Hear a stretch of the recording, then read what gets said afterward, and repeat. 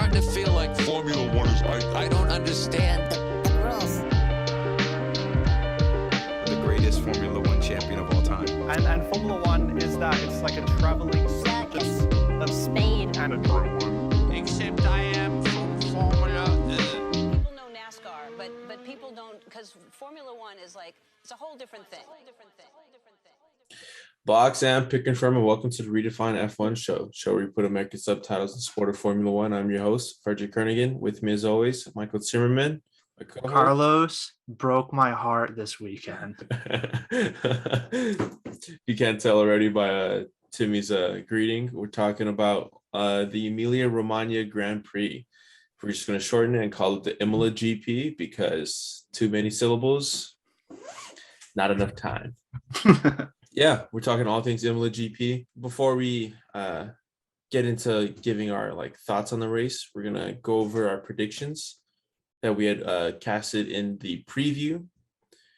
And so so I learned recently, so I've been calling it a snake order. Timmy has taught me that a snake order is not alternating. It is me, him, me, him, me. So we're not doing snake, we're doing alternating. But we both went 1 for 3. I'm going to start off with my biggest miss. There was not a big L during the sprint. There was losers, but they were already in the bottom and they stayed in the bottom. So me and Timmy agreed doesn't count as a big L for one of the, it doesn't count as a big L. The only argument you could have had was Kevin Magnussen dropping from P4 to P8. But to be fair, it's like he shouldn't have been in P4 to begin with. Yeah, so it wasn't really a big L. It was just a correction. Yeah, and only losing 4 positions, that's not terrible. Especially for Haas. Haas will take anything. Yeah, I mean, but he ended up still with points. So it's like not really a loser in that sense. Yeah.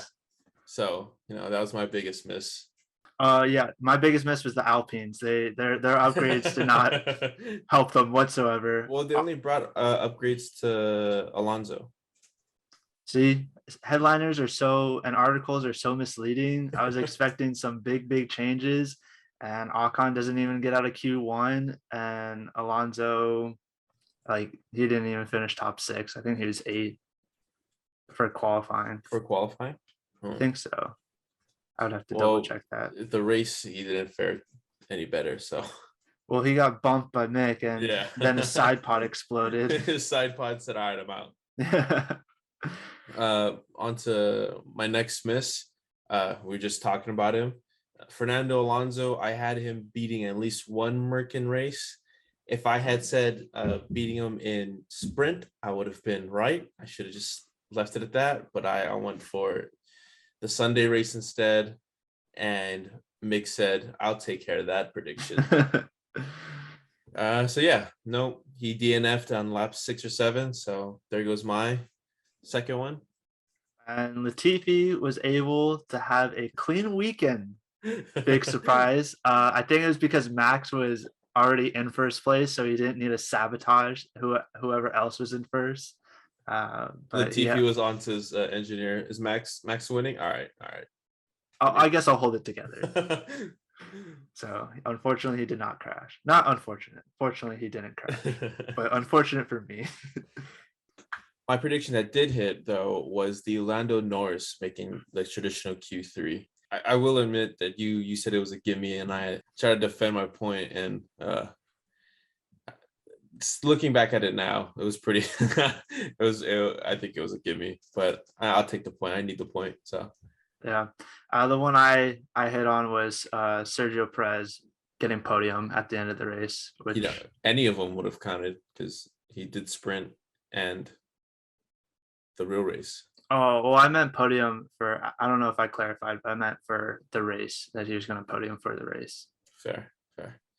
Before we get onto the our 5 race highlights, what do you have this Imola GP ranked or rated as? For me, I gave the race itself 5 out of 10. The beginning was exciting. The end was a little exciting. but for the most part, the middle was lackluster. For 20 laps, you had the only action was Lewis closely following Gasly, and um, Gasly was doing his thing, but he wasn't like to me actively having to defend or really fight Lewis all that much. Lewis just like was trying to be too polite, and he just couldn't get by him. Fair, fair. I gave this race a 6.5. I will agree it like hit like a lull towards the middle, and it was just Lewis trying to overtake at one point. But I don't know. I like that close racing because last year the racing wasn't as close, so anything within the second is exciting. Granted, after like the fifth attempt, I'm like, Lewis, what are we doing here? It got stale, and then right around the pits, it like, or not pits, when Max was lapping, which is I think we'll probably touch on later. But when Max lapped Lewis, there was a point where maybe Lewis could have, followed Max real closely and used him to help get past Gasly. And then I think who was in front of the two of them? Was it Albon? I think it was. Albon. Yeah, I think the commentators are mentioning like maybe he could tag along with Max and just follow him, but nope. Max got past. Then immediately Gasly is like, no, I see your games. I'm going to stop it here, and it was like right back in the line ASAP. So then he shut that down, and then we had another 100 like unsuccessful like attempts at the overtake. But through and through, I enjoyed it all the way to the end, especially because my guys won too, and I even enjoy a Lando podium. So the final result helped me. Yeah, Carlos and Charles spitting maybe had a little impact on my enjoyment of the race. But yeah, so wasn't a race to, it's not going to win over your friends who are on the fence on racing. yeah, But for those who like racing, they're going to appreciate it. yeah. I mean, that's why I give it an average. 5 out of 10 is an average score. It's not. Don't be thinking 7 out of 10 is average because it's a C. No, 5 out of 10 is average. On to the 5 race highlights. We'll start with the first lap, or the start. The 2 Red Bulls and I guess both McLarens got off to a pretty fast start. Both Ferraris unfortunately did not get off to a very good start, and then immediately Max and Checo got past Charles, and Lando joined them right at the end of like going into the first chicane, and then everything kicked off behind them. Daniel Ricciardo with his good start had to back off to let Sainz around him, but he hit a little too much curb and then ended up hitting Carlos. Did not back off enough. Yeah. Listening to all the after race things, Daniel Ricciardo sounds pretty apologetic. He went to the Ferrari garage, looked for Carlos, apologized to him. Even in the interviews with the people in the media pen, they asked him about it. He said, I got to look at my onboards. He looked at his onboards. He was like, yeah, it's just conditions and, just wrong place, right place, wrong time, or however that goes. Wrong place, wrong time. Oh, I guess if you're a Ferrari fan. Right place. Yeah. Yeah, it was, he understands that it was just a racing incident that he initiated, but no one's gonna go and say Daniel Ricciardo's a dirty driver. He's lucky he's Daniel Ricciardo. That's all I'll say. If it was Lance Stroll, I would want his head. No, Lance Stroll wouldn't be that far up, so Carlos still gotta worry. The more important part of it, though, was the fact that Max had put a 2-car gap in between him and Charles, because Norris snaked his way in right before right before going into the turn.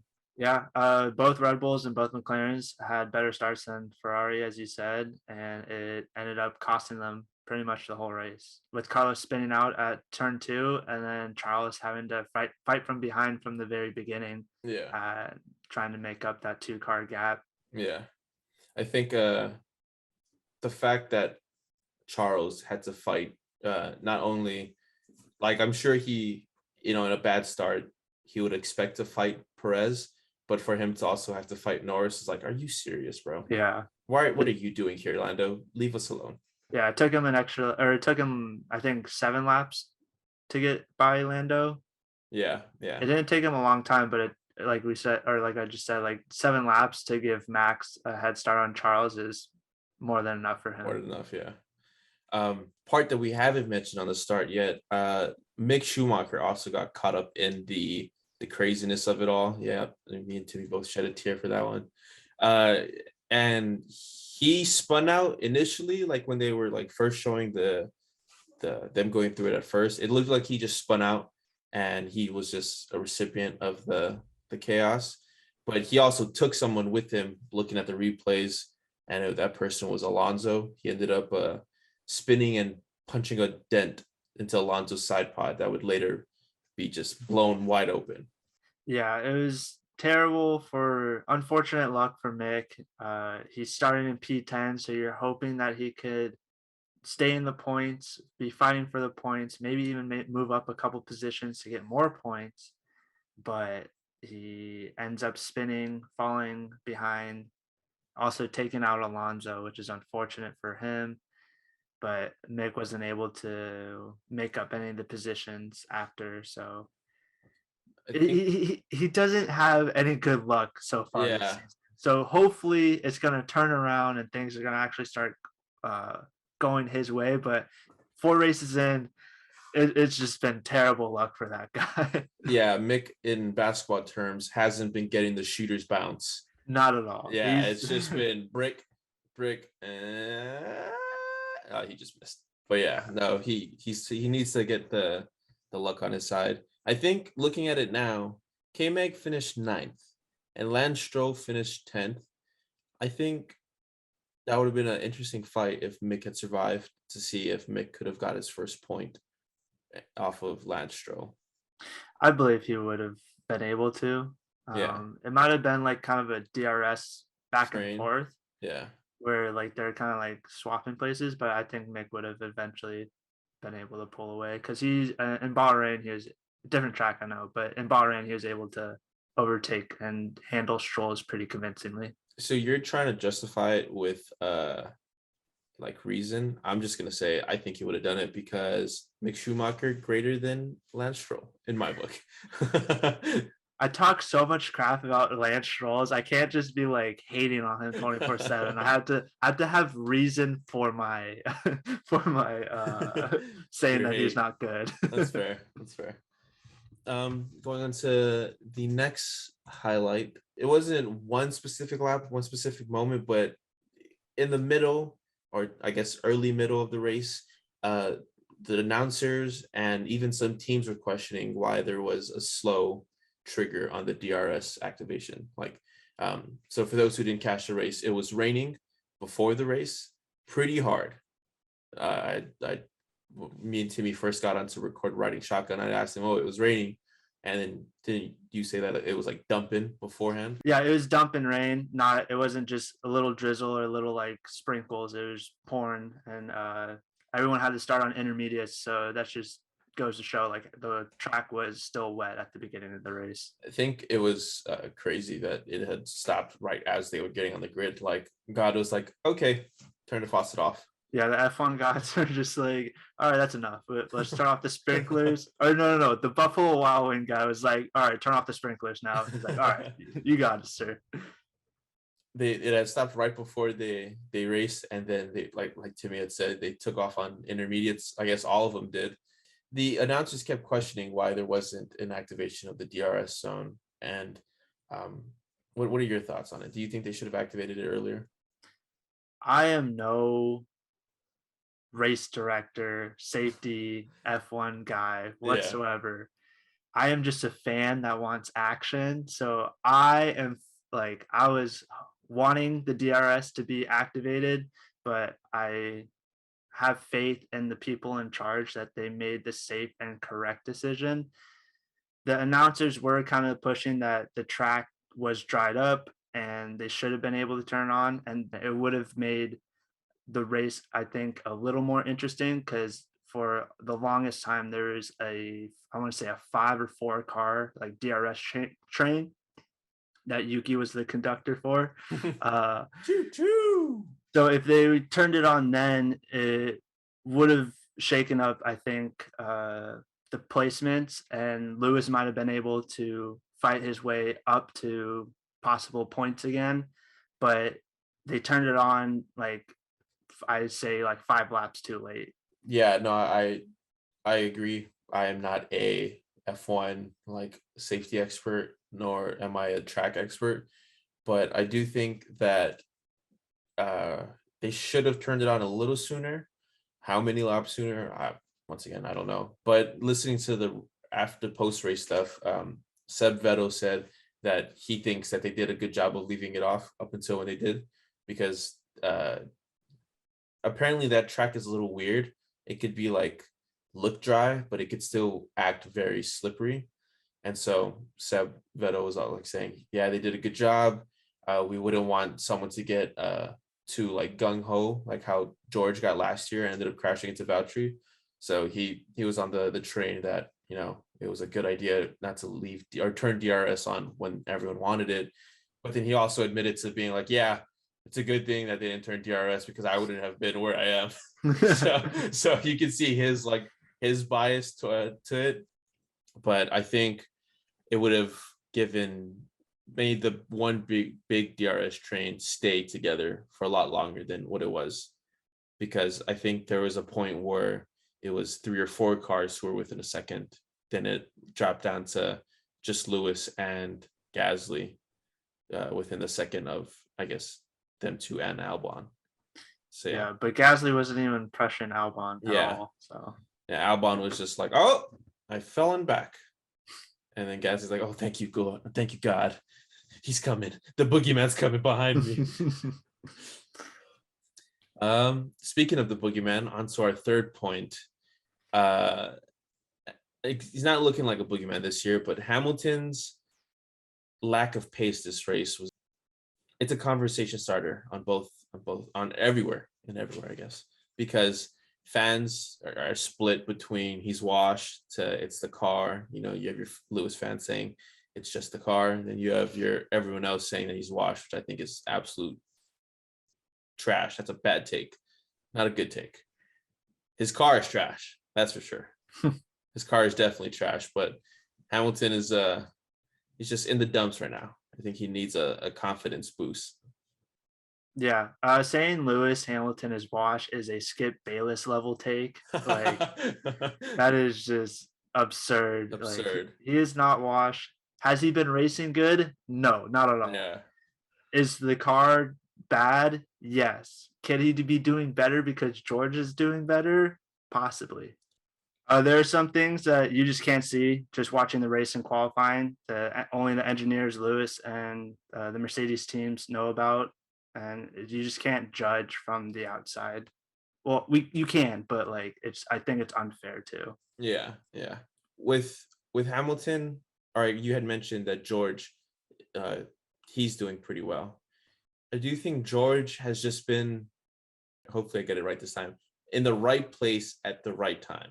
Yes, George has been getting the shooter's bounce, as we kind of said earlier that Mick wasn't having. He's been getting very lucky. Not very lucky, but he's been a beneficiary of good fortune. Yeah. And the last couple, this season. Yeah. I think it's kind of crazy that Mercedes went and tweeted like a whole tweet saying that we're sorry, you're not in the right car, you don't deserve this. I think that's a little insane.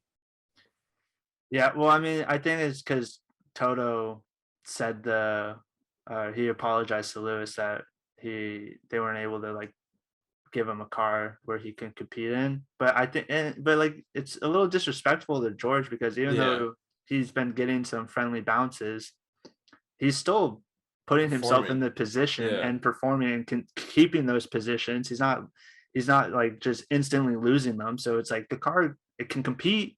Yeah. It's just Lewis wasn't. I don't know. There's so, like I said, there's so many different factors that you can't just pinpoint like, oh, it's because of this. So it's hard to say, But if Lewis doesn't improve, it's sad to see. Yeah, it's tough to watch. I think Mercedes, their first round of upgrades is gonna either silence a lot of doubters or amplify them for sure. Because then right now, like you kind of have the argument, it's the car is not there, it's crap, blah blah blah blah, and they haven't announced that they're bringing major upgrades yet. But when they do bring, major upgrades, I'm sure Lewis will get it first, because even though George has more points, I'm sure Toto's going to recognize Lewis as driver one. As everyone should. Yeah. And so even though George has been beating him the last couple races, yeah, Lewis is still driver one. Yeah, like look at Ferraris last year. Carlos beat Charles. No one was like, oh, Carlos, new driver one. So why would we even think about that for the 7-time world champion? That's insane. Exactly. So he's once they bring their first round of upgrades, if Lewis picks it up, maybe starts not clearing George, but like starts beating him more consistently, I think that'll like silence the haters, because I do not think they're gonna bring their first round of upgrades and instantly start jumping into the fight with Ferrari and Red Bull. I think that's a long game thing, and they just need to get onto pace to be for sure the third fastest team. Yeah, competing against Red Bull and Ferrari, it seems like a Hail Mary at this point in the season. Yeah. Even though we're only 4 races in now? Yeah, 4. They just seem so far behind. What they should be focused on is like exactly what you say, being the third fastest car, beating McLaren, and being the best of the rest at this point. Yeah, well, not even the best road, just like finishing out the constructor podium. And the best of the rest to me is not Red Bull, Ferrari. That's fair. But they do need a turn of good fortune. This is what they get for screwing over Bottas. They have the Bottas curse. I will admit that when Bottas was chasing down Russell, I was like, please do it to him, Bottas. Please get him. Please get him. That would have made this a 7.5 instead of a 6.5. I wanted a radio check from him after. But unfortunately, we didn't get to see that. On to our fourth highlight. I guess it's a highlight for us Red Bull fans and a low light for any of you Tifosi. The Charles Leclerc mistake. So before we continue, me, Timmy, and a friend of ours, T Dunn, we had gone and we were playing some Assetto Corsa, and Tyler had bought us the expansion pack, and then we got the map, Imola. So we were trying it, and me and Timmy cut that corner so many times. We were like, we don't need a turn. After watching Charles do it, me and Timmy both feel very, very much like, oh, professionals are doing it. We're not that bad. So that's my take on it. And I just absolutely love the fact that it secured Checo P2. All I'm going to say is the only person that could beat Charles Leclerc is Charles Leclerc. If he doesn't shoot himself in the foot, he's fine. He was sniffing Perez. He was on him and threatening the overtake, and then he just went into that corner with too much speed. That's what happened. He ended up spinning, and he ended up having to pit to change his tires because at that point you're just going for fastest lap, and which made him drop all the way to 9th. And fortunately, he was able to recover and had enough time to make up positions to end up in P6, but leaves you very disappointed as a Ferrari fan. That he possibly could have finished in P2 but ends up in P6 and doesn't even get fastest lap because Max was so far ahead. He was able to pit, get on to the soft tires, and then set a fastest lap in the clean air. Checo had mentioned in the cooldown room after the race that like Charles was gaining so much time on him in that chicane. And so you can see why Charles was like so, not brave isn't the word, but like daring. He was like, I'm already like cooking through this corner, like these sets of corners on the Red Bulls. There's no need to slow down. This is where I can make it even more time. And he just got a little too greedy. Yeah. and then he caught a little bit too much curb, took flight. As soon as he landed, had the wobble, and then he ended up spinning and hitting the wall. And then so he also had to change for a new front wing. That's why Yeah. he dropped so many positions. Yeah. And then he then put on a little, like, I guess he flexed how fast the Ferrari was, because from P9 to P6 in less than 15 was crazy. It was he went P9 to P6 in like 8 laps, I want to say. Yeah. Or like 8 to 10 laps. Who was Like it? it only took him 2 laps from being behind 3 seconds to Sonoda to overtake. Yeah, it was Yuki. I was like, oh, I think Yuki's safe. And then to a lap and a half later, you're like, look at the gap. I was like, oh my God. Yeah. Where'd it so go? so that here's my silver lining, because you don't have one this week. Silver lining. With this, it shows that Ferrari car, even in the middle of the pack, at least Charles is able to.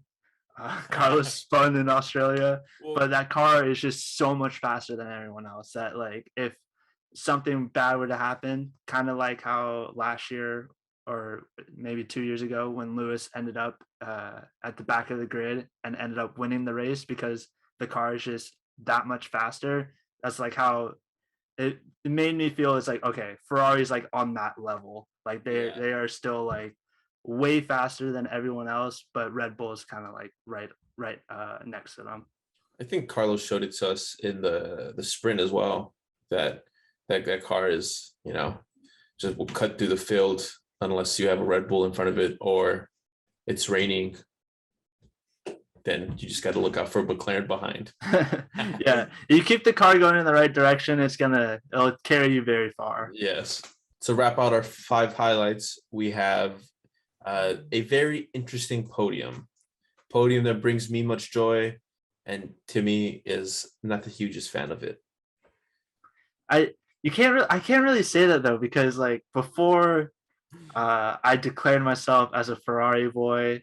Like I was a Max fan because I'd rather have Max over Lewis. I was a Checo fan as well because as we mentioned, like in one of our early or like first episodes, Checo's win was like my first race I watched live. So I was like, oh, this dude is filthy and amazing. I love it. But then I'm like, oh, he's on a terrible team and they have a terrible car. But so I've always really liked the two drivers. So I'm like kind of happy, but at the same time, it's like, cause I'm repping Ferrari, I gotta be like, dang it. No, I thoroughly, if this podium happens more, I'm all for it. Okay, I will not agree to that. If Charles or Carlos is on the podium, maybe like 5 more races, but I'm gonna need more Carlos and Charles podiums than this. Nope, I don't need to see any red on the podium. Unless it's Valtteri Bottas, then he can go stand in 3rd place. I think Lando ending up on podium, like good for him, happy for him, happy that the McLarens have bounced back. They went from, oh no, this season's over, to, oh nice. Yeah. But one of the funniest things, or like one of the funny memes that came out of this race was Lando was in his own world all race. Like Perez and Charles and Max, most of the race were way ahead of him, but also Bottas and George were way behind him. So he was just out there just cruising, just having a good time, making sure he doesn't spin. And then he was like, podium? Okay, I'll take it. He was even surprised because he said that 5th place would have been like a huge win for them. So you could imagine what a podium means. So I think it makes up for the Daniel Ricciardo lack of points. Like, unless you're Daniel Ricciardo, then that's always a tough sell. Be like, hey, be happy. Like the team got great points. I didn't do anything. Be happy you got points at your home Grand Prix. You're gonna like it. But yeah, so those were our 5 race highlights. Our next segment, we like to find an American sporting game or event that relates to this race, And so the way we saw this race, with it being a Ferrari homecoming, because Imola is in Italy, but it isn't like Monza is the number one Italy. Like that's like the home of Ferrari. But this is still a home race for Ferrari. So all the hoopla and hooray was all there. Everyone thought the Ferraris were going to run away with it. And then their biggest rival said, nope, I'm going to disrespect you guys.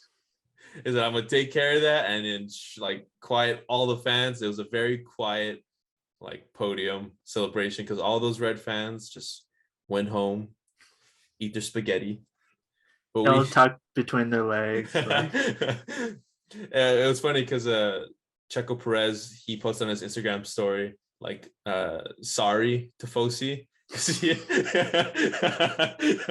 As he was leaving, and all the fans were like, Checo, he's like, sorry. And I was like, what a savage.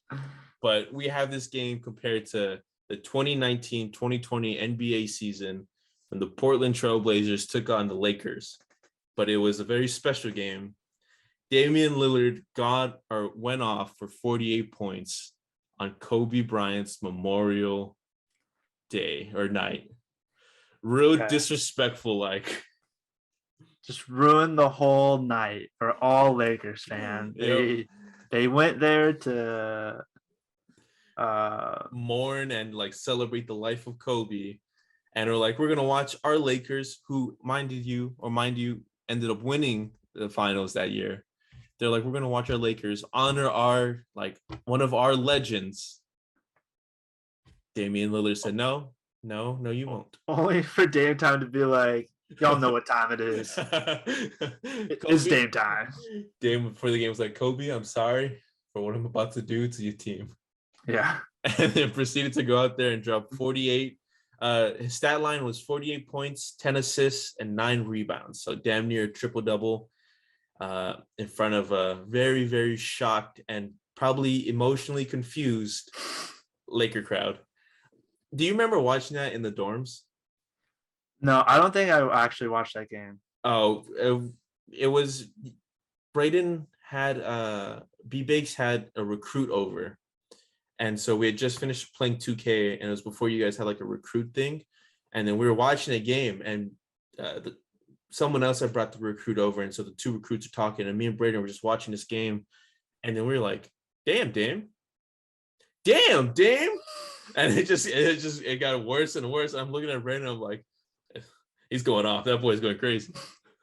Yeah, it's not like the Lakers were no slouch. I mean, it was the game ended up 127 to 119. Anthony Davis, let's see, he had 37 points, and LeBron James had 22. So kind of like Ferrari, like they still performed decently, but they got outmatched. They and got outplayed disrespected by their rivals. Yeah. It's hard to say the Trailblazers are rivals of the Lakers, but no, we just went for more of the disrespect on like your, a special day or special night for your team. Home race, home game, get that out of here. I think it's funny because even the whole track name it has Ferrari in the name. It has every word in the English language in that Grand Prix name. That's the Grand Prix name, but the actual track name is like the Dino Ferrari. Yeah. Okay. So this is like a home race for Ferrari. Yeah. And Red Bull and Max were like, no, we're gonna just poop all over you guys. Yeah. I think that's crazy that Grand Prix name has like 5 sponsors in it. It's like Rolex, blah blah blah. I don't even know, but I think it was funny when I was trying to do it for our preview. I looked at the Australian Grand Prix and it's just Australian Grand Prix. I'm like, why can't we do it like this? But yeah, that was our American game comparison, the 2019 Blazers versus Lakers Kobe Memorial game. To wrap up the episode, we like to do our we like to do our awards. Starting off with the Dale, the driver of the day. I'll let Timmy go ahead and read off the nominees. So our nominees for the Dale this week is the winner of the race, Max Verstappen, also Sebastian Vettel, who finished P8 in the green ship box known as the Aston Martin. We have Lando Norris, who was able to find his way onto the podium. And then also George Russell, because he was able to perform well in the Mercedes, which is questionably not very good. Yes, I like how you said questionably. Look, I gotta feed to the Lewis fans a little bit. I can't be smacked. They're already getting beat up by all the other F1 fans. That's fair. Who do you got? So my pick for this week is gonna be Lando Norris. He raced a good race, put himself in the start is what really put him onto the podium, I believe. Yes. And he was able to maintain, keep his cool, and do what he had to do to get the finish. I think podium it's finish. I think it's because he and McLaren made up their own code for rain to tell Lando how rainy it's gonna be. What is it? Yeah. Code 0 to code 1? Yeah, code 0 to code 1. And Lando went, okay, so I I'm understand. staying on the intermediates. Got it. So yeah. I'm not against the Lando Norris one, but I'm gonna go with the Seb in P8 with the green shit box. Like obviously Max running away with it and having like a damn near perfect weekend would have got my vote, but Seb in his second race is he went from last week being the third ranked Aston Martin driver because Nico was technically ahead of him because of placement. So boom, he is now once again the leader of the team because he was in P8 and Lance Stroll is in P10. So Lance only has 1 point now. So I think he has my vote. On to our next award, our Peyton Manning, our big brain, our Omaha. We only have there's really only 2 options for it. We have McLaren for using Daniel Ricciardo as a guinea pig to tell not only I guess they wanted to only tell Lando, but it's kind of hard not to tell the other 9 teams, hey, this guy's doing a lot better. But yeah, they used him as a guinea pig to know the crossover point from intermediates to slicks. And they called it right. And then the second option is Red Bull for their second set of pit stops to cover off Leclerc and his undercut. Who do you have? I'm voting for Red Bull. I think the strategy that they used to send Perez in a lap sooner and then to send Max in at the same time with Leclerc was really beneficial and what helped them secure the finish with the 1-2 because Perez then had a lap of warmer tires than Charles, so he was able, even though Charles came out in front of him, he was able to easily overtake him, and Max had because he pitted at the same time, he was able to keep his pole position. Yeah, his lead. Yeah, I'm gonna go with the McLaren because as unfortunate as it is that it came at the expense of Daniel Ricciardo, I think it's cool to see like a team just be like, screw it. For this one race, we got to go all in our one driver. And so, they ended up doing that and it paid off. Lando Norris podium. And if Lando Norris starts crapping on Daniel Ricciardo, we're going to have a problem, but I doubt he'll do that. Our third one, we have our meme of the weekend. Timmy can go ahead and say his 2, and then I'll go and say my 2. So the memes that I picked this week were Lewis unable to. Okay, here's my hate for the Lewis, the Lewis fans. Lewis being unable to pass Gasly, any of those kind of memes where they like enhance Gasly cars, like POV of Lewis behind Gasly. Wide Pierre. And then also the extremely unnecessary graphics to show the time difference of Max and Lewis when Max was lapping Lewis. For whatever reason, they're like, you know what? This would be a good thing to show. Max is 77 seconds ahead of Lewis, and he's going to lap him. The 2 I went with are, there's a video of Carlos Sainz after his spin out, he's kind of just walking, and it looks like he's walking to the road to just end it all because last race weekend didn't do very well, and then this race weekend ended up in the gravel, and then a heroic steward came sliding in and was like, "No, Carlos, stay away from the road," and then like escorted him away. I was like, that to me is like 2-second comedy gold. Just a sad Spanish man and a man in an orange jumpsuit saving him. I'm Spain without the S. My other one isn't really one format or isn't really one meme, but it's like a format. It's the cool down room format. I just seen one where Lando, Max, and Checo are staring at the picture of thick Checo, the double caked up Checo. And it's just I haven't seen a bad one yet of that meme format. So that's my second choice. On to our fourth award. We have our Pete. We have 3 options for you today. We have unfortunate Mick Schumacher shed a tear. He had 2 spins and then also black and white flag for track limits. So, not the greatest day for Schumacher. Also took out Alonso. Oh yeah. He went and hole punched Alonso's side pod. Then our second option is Leclerc for his bad start, and then his flight sim. He wanted to see how well the Ferrari would do in air. And then our last nominee would be the 7-time world champion Lewis Hamilton and his 1,000 unsuccessful overtakes. It was just kind of tough to watch after a certain point.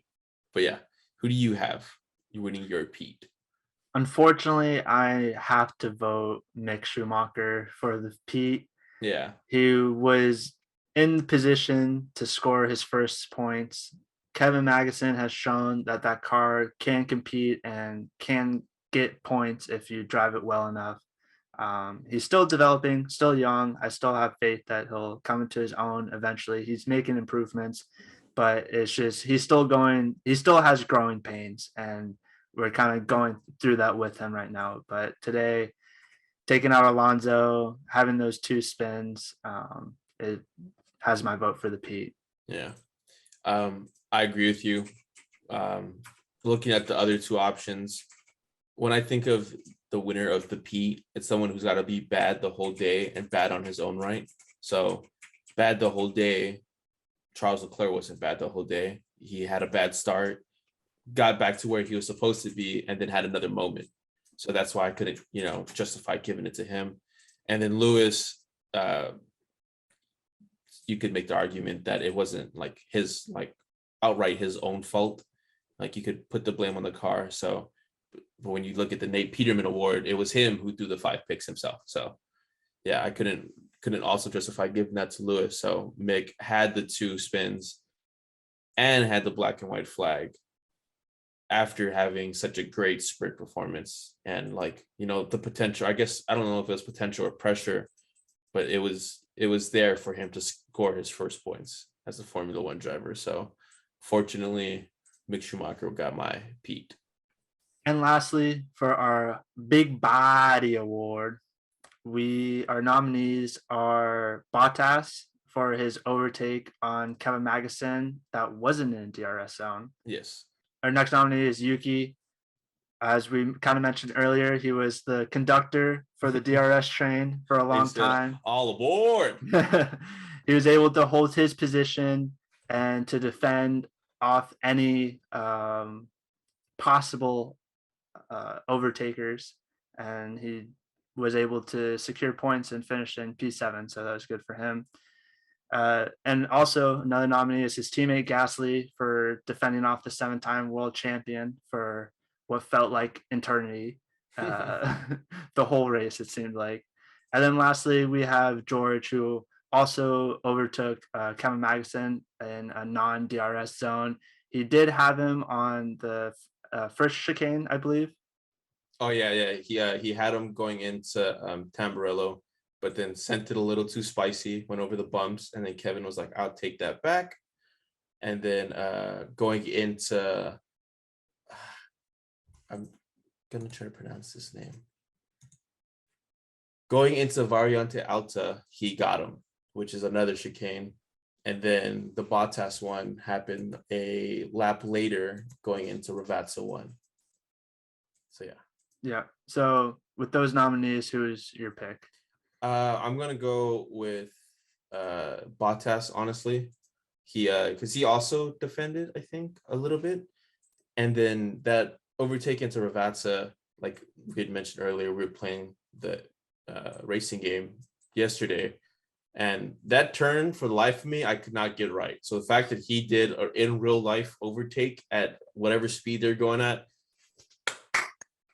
it's my vote, because that's I would have screwed up. Really, a professional F1 driver didn't screw up according to that F1 podcaster did in a sim race. Listen. According to the F1 games, I am the world champion. All right. But yeah, Bottas got my vote. Yep, I actually agree with you. Bottas also has my vote for that overtake. To me, it was the best overtake of the race. George was spicy. I think if he was able to stick the first overtake, I would have gave him the vote. But because he kind of fumbled a little bit and had to wait the next time, Bottas was just a little more smooth, a little more clean. Just like the old vet that he is. Yeah. So Bottas as our votes. Whoever you guys vote for, go ahead and visit our Instagram. Timmy will have all of the polls up for that. Our Instagram is at REDEFINED. At REDEFINED F1. Yep, at REDEFINED F1. Any closing thoughts on the Imola or 2022 Imola Grand Prix? The rain doesn't make qualifying interesting. It only makes it worse. I found out. And then non-racing closing thoughts. Dear God, someone that's a shooter, get on the Bulls. They need help. they are so bad. They have no offense. We're looking like Matt Nagy's running that the Bulls offense right now against the Bucks. So yeah, those are my closing thoughts. There's a video of Max Verstappen trying to shoot a three. It's not very good. He's probably just as good as Kobe White at this point. That's funny. Closing thoughts for myself. I'll follow your lead. One racing, one non-racing. The racing, I guess this one is considered racing, but I appreciate the cool down room for after. That was really cool. Me and Timmy being new fans, and we coming in during the COVID seasons, we didn't get to see that because mask and social distancing. But that was really cool to see them like, oh yeah, Charles was looking really fast here, but he just messed up, and it was like the most genuine like race talk. And so I thought that was really cool to see for the first time. And then my non-racing closing thought is the NFL draft is coming up. So hopefully the Chargers draft correctly and we do not draft the receiver. Because dear God, we do not need another receiver. But with all that being said, that's it for us. You guys stay easy.